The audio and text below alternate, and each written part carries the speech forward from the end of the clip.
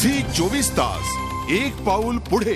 नाशिकच्या कालिदास कला मंदिर नाट्यगृहासमोरचं वडाचं जुनं झाड उन्मळून पडल्याने एका महापालिका कर्मचाऱ्याचा मृत्यू झाला तर 4 जण जखमी झाले।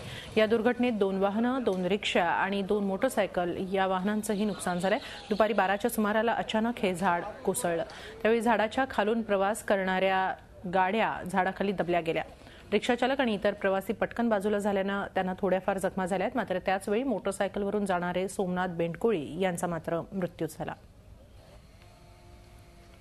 मेरीला लग्नासाठी चाललेलं होतं 12:20च्या दरम्यान, तर अचानक म्हणजे काहीतरी फांदी जस्ट वाटलं मला की झाड पडतंय, तेवढं कळत नकळत माझ्या अंगावर आलं। पण माझ्या मागच्या बाजूला आणि पुढच्या बाजूला फांदी वाढली, मी मध्ये माझ्या अंगावर न आल्यामुळे मी गाडी सोडून बाहेर निघून आलो आणि मी वाचलो त्यातून। सदरचं झाड हे खूप जुनं आहे आणि त्याला खालून वाळवी वगैरे लागलेल्यामुळे कमकुवत झालेलं आहे।